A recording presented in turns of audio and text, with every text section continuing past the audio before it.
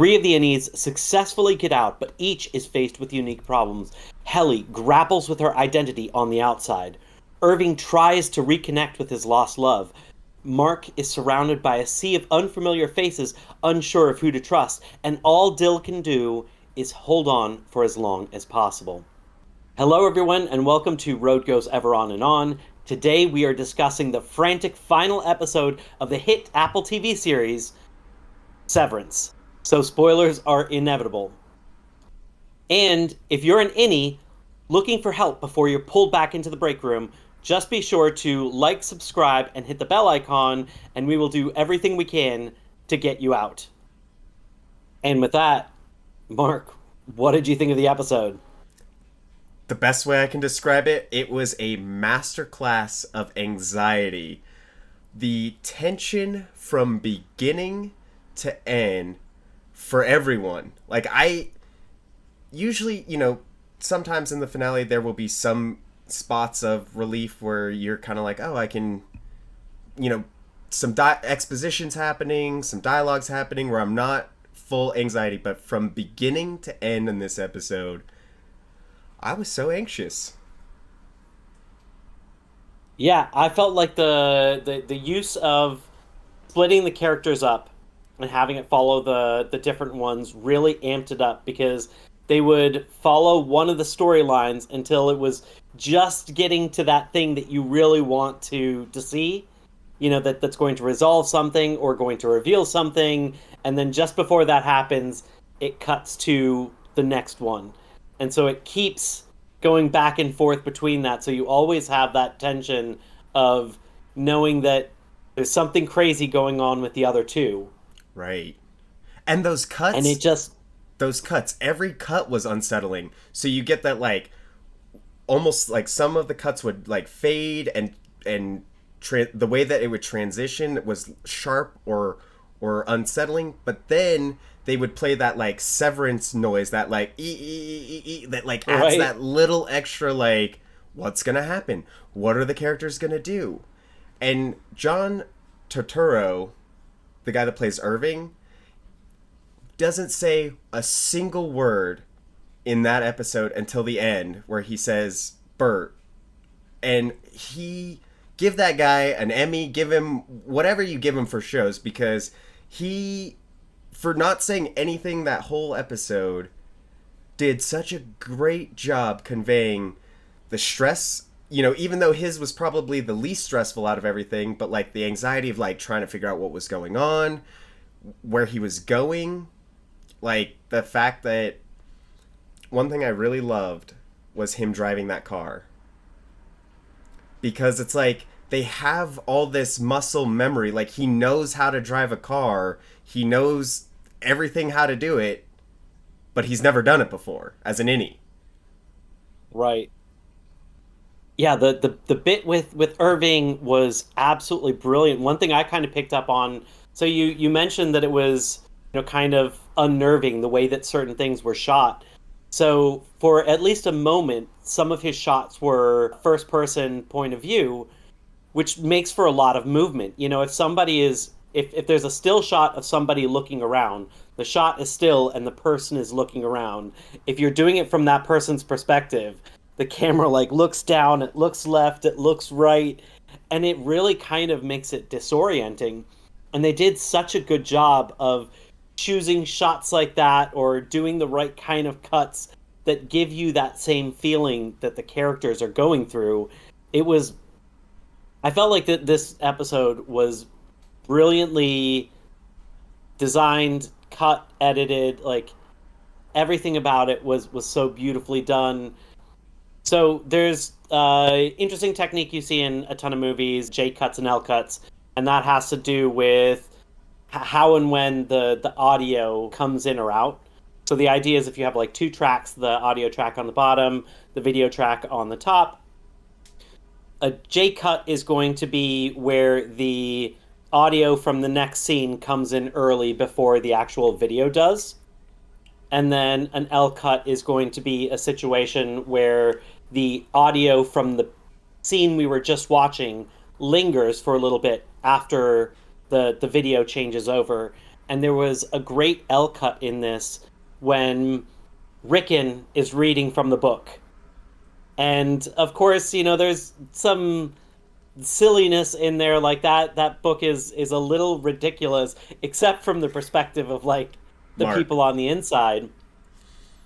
And as he's reading it, it cuts to Helly seeing the display that they have for her, these like huge backlit panels that are taking up, it's like a two-story, like atrium type room, like this enormous room that they're in. All of these panels, she's finding out who she is for the first time, and the audio is still going from Rickon, and Rickon says, "Who are you?" Who are you?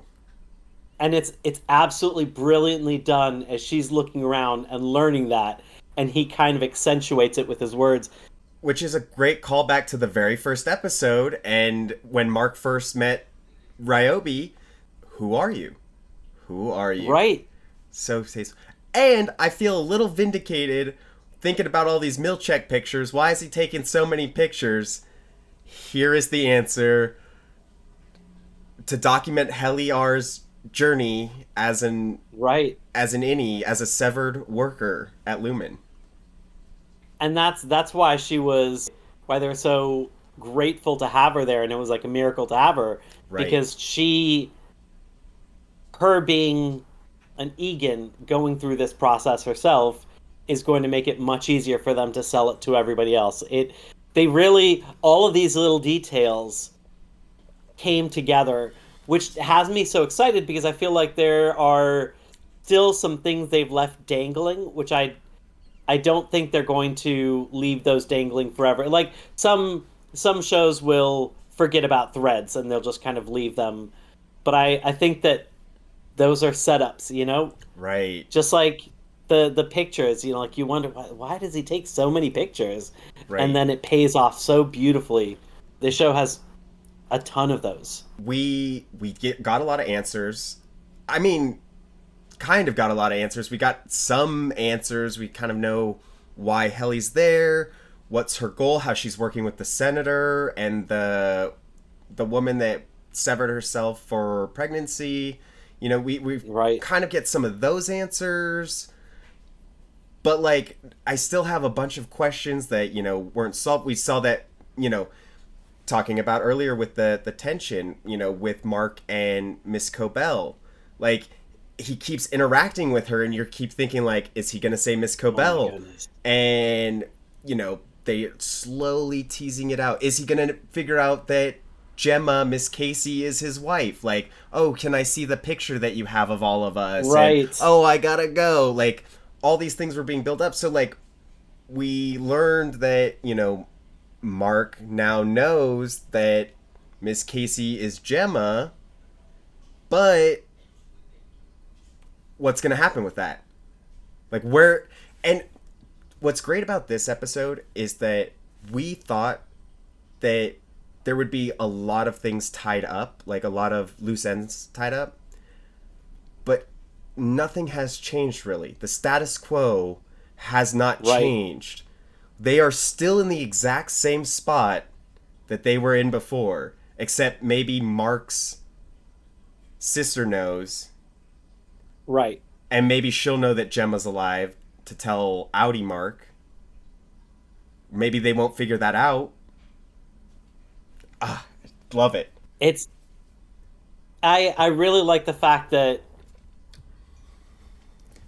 this the way that they kind of, took this season, as it feels like less of a one season arc and more of it's going straight into season 2. Because some shows they'll do a nice little arc, and maybe there are some like things that they've set up for season 2 so that they can go that direction, but it feels kind of complete. Then there's shows that like do a nice little arc, but then they throw in some crazy cliffhanger to leave you feeling like, where's that going to go? And I feel like that feels unsatisfying when you have to, not that I'm excited about waiting this whole time, but Right. it just feels like the story is continuing rather than they threw something in at the end. It's like, what they've left unanswered are questions we've had for a while, not a literal like cliffhanger of like somebody Right. hanging over a cliff of will they survive. This is more of we still have these questions, and I'm so excited to get to them. It is really So good. so so fucking good. And that episode, I mean, like you said, like it was just nonstop. It didn't Nonstop. Miss it didn't Cobell slow. D racing down to find Helly, and when you couldn't find the baby, and you're thinking maybe the baby's in the car, and she pulls I up at know, Lumen and just gets out while the car's still going, you still right, don't know where the baby is at this point. right. I I think that this episode was pretty kind of like what you see is what you get. There were a few strange things, and they both were coming from James Egan, at least Yep. for me. Yes. I wanted to talk about So, this. okay, so he said two things that just kind of like raised the hair on the back of my neck. He said, "One day you will sit with me at my revolving." Yes. He was it sounded like revolving was being used as a noun, like it Right. is an event. Right. I don't know what that means. I don't have any real insight. I mean, I think it's kind of so I think he is Kieran in his body, in James Egan's body. The way he speaks initially when he talks to Helly, he's Right. got that weird, that very, Rasp, yeah, that Kier Egan breathy. Yeah. signature in his voice. And to me, revolving, you think of like revolver is a switch, like, you switch what bullet or a revolving door that goes around. So to me, it seems like, and I think this might have something to do with the other thing that you thought was interesting, where he said your grandfather would be really proud. Was that the other thing? No, no, that wasn't the other thing, but that definitely was interesting to me. So it makes it seem like his grandfather would be really proud, but like, why wouldn't he say Kier would be really proud? Right. So to me, it seems like he's going to revolve. Like he said, she would be sitting there. I think he's going to revolve into her consciousness. So weird. I'm excited to see where that goes. The other one was just kind of a comment that really shows you the scope of what they're trying to accomplish. You know, James says, "Do you remember when I brought home the first prototype? You thought it was so pretty, and you said that everybody should get this.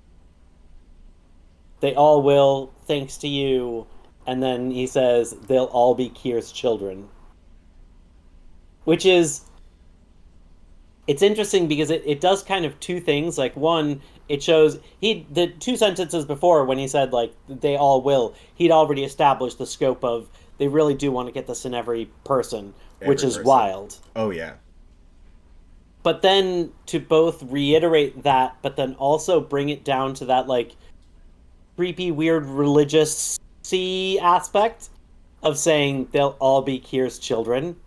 It just kind of hammers back home that there are like these weird undertones Right. to everything that happens inside of the severed floors of Lumen.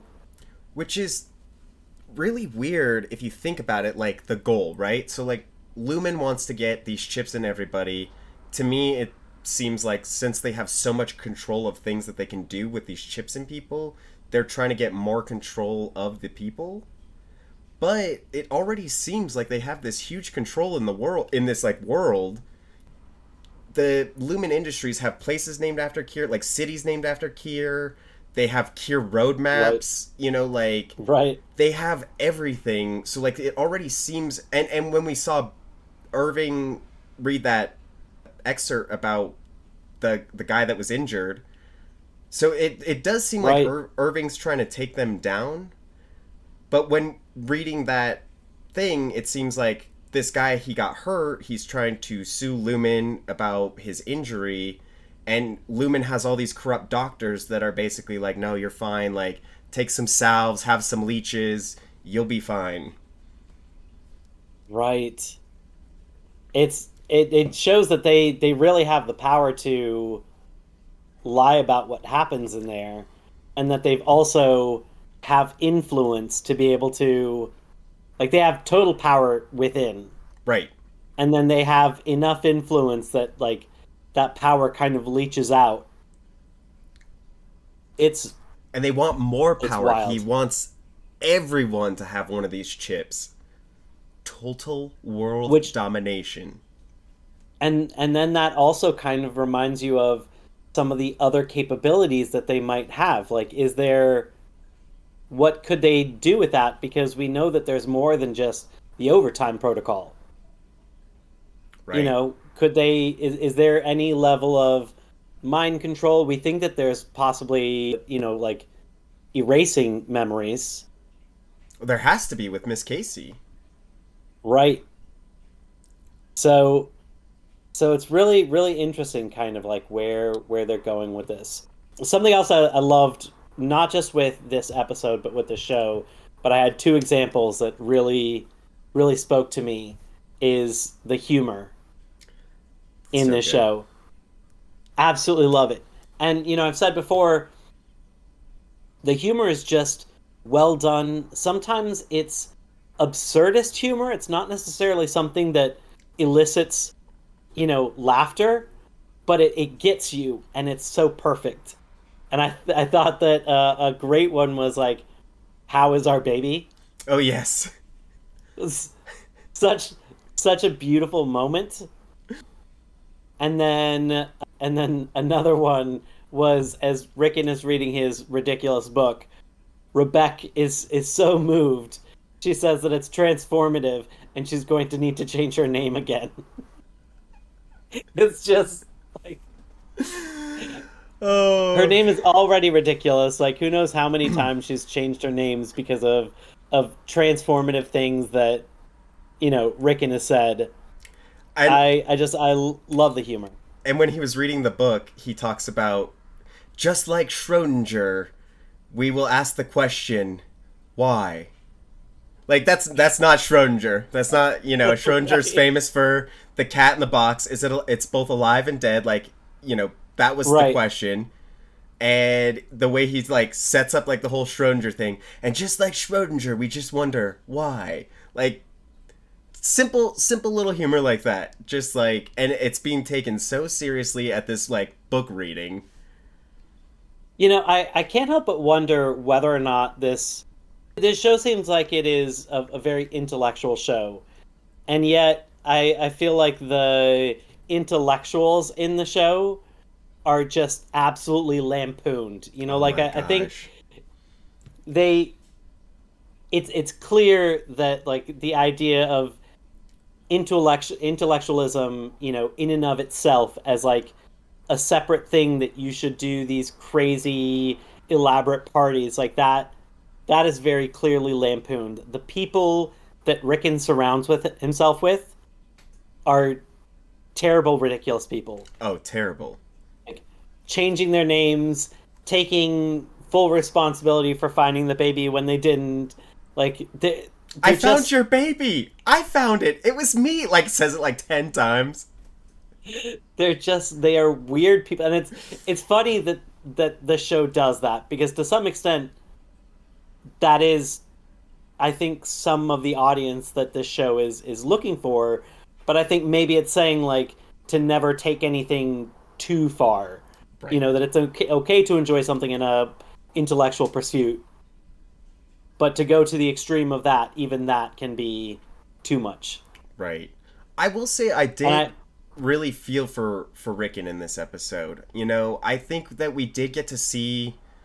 I have felt like he's very pretentious this whole time. He's got that like, oh, I'm a doctor, I'm smart guy stuff, whatever. But when Mark, the innie Mark, was opening up to him about like how this book changed him, we really saw like how Rickon feels about Mark, how he knows that Mark feels about him, that like Mark is always kind of laughing at him, behind his back, and Right. just to have like having that moment, like I felt really bad for Rickon because I feel like he just means well. Like he's not great, a little pretentious in my mind, but he does have a good heart. Like he means well. I feel like for me, Rickon is the right level of pretentious. The Yes, people around him, I question. I like Rickon. I do He's like been him. one of the best characters, and one of like the few moments where we really get some levity has been in his moments, like when he's trying to give the book to Mark. Right. He's like, should I put it over here or should I put it over here? What if he's still? What if he's home? What if he comes home? No, he's not. He's severed. He's. Well, what if he drives up? What if his car's in the garage? Like just a little bumbling idiot. But love him. Absolutely love him. So I feel like this episode gave us potentially a little peek into something we could see. I'm excited about a paintball in an episode. Yes. There's other incentives for. I'm assuming their other departments get other incentives. Because there's coffee cozies, which seems very much like the finger trap incentive. Right. But At like, least the coffee cozy, you can do something with that. right, Although, who's is a coffee cup? Aren't like coffee cups are made of like ceramic, which is pretty insulated and it right. like holds temperature well. That's what I didn't understand when he said coffee cozy. Because I'm thinking like a beer koozie or like a coffee or like a, Right. something you're trying to keep cold. You're not really trying to keep coffee cold. And if you were trying to keep coffee warm, you'd want like a metal cup. Like a nice mug. Yeah, like Or a. like So I don't know what a coffee that's cozy is. I yeah, that's I'm curious to see what that is and if it's as useless as the finger traps. But I do think that the events that they've done have paid off well. Like the music dance experience was absolutely phenomenal in how weird it was. Right,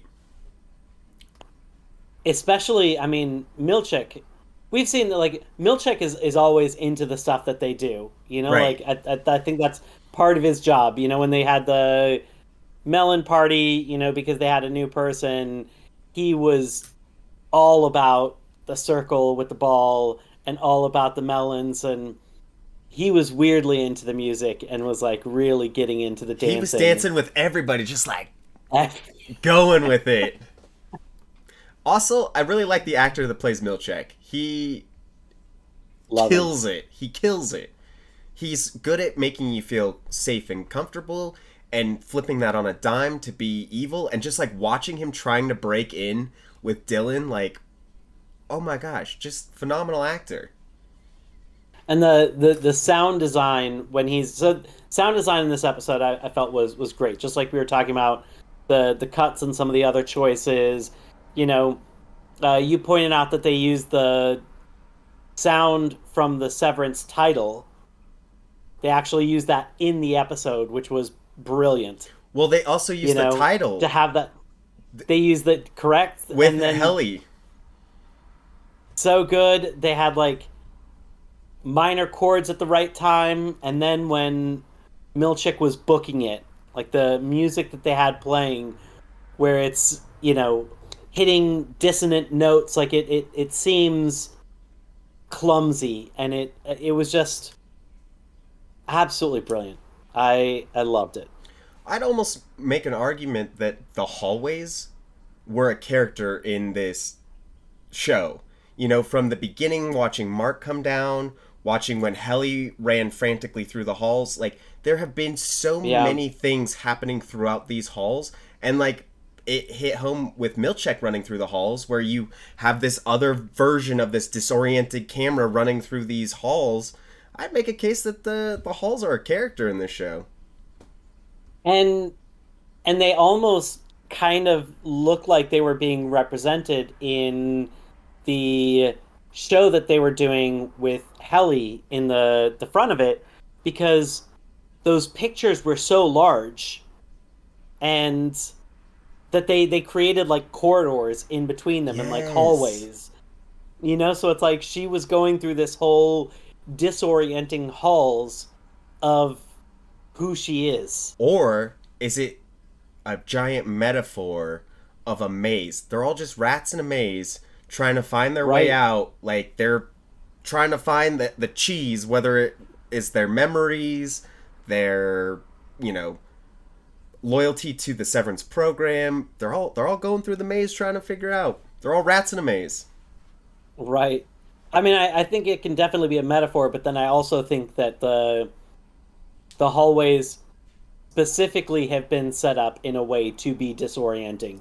Right. Because when I kind of created a map of where Mark had to walk to get to work, it seemed like a very roundabout, circuitous way. Like it seemed, if you were to simplify the shape, it seemed like he went 3/4 of the way around a circle. Right. And it's like, why wouldn't you just go the other way and go, like a quarter? And so it seems very much like that is something that another one of the tools that they use to control. I don't even know where this show's gonna go.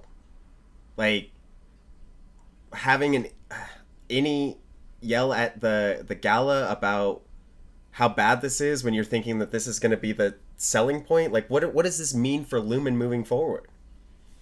Right. Well, and who knows whether or not Audi Helly is able to turn it into a smart joke or something like that. Who Right. knows? Like that could all be kind of ironed over. It could either be the opening of, holy crap, is this what the inside looks like? Or it could easily be smoothed away by kind of the right words. And I I feel don't like know when we're gonna find this out I because know. I think the strike is affecting season 2 coming out.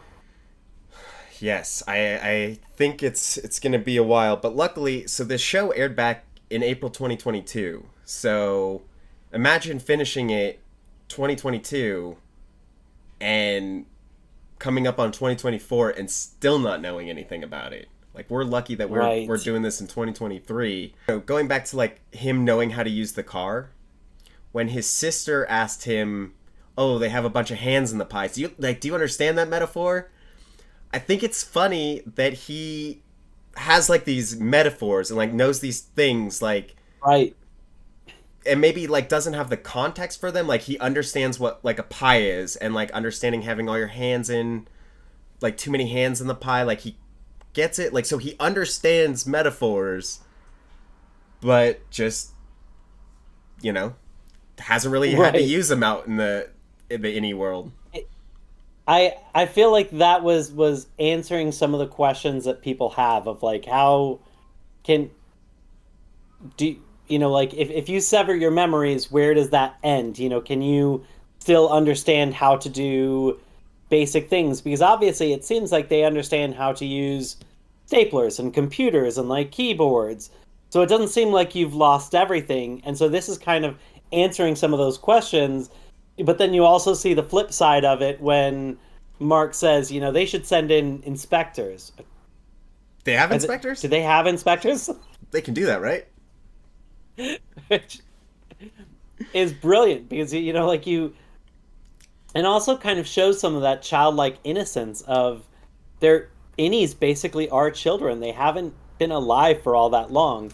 They do. It seems like they do have the foundational knowledge without necessarily knowing specifics. So I think maybe it comes down to like you don't know nouns. Like you understand all of these like feelings of like how to drive a car, but you wouldn't be able to necessarily say, like that's a BMW, that's a this, or you know, Right.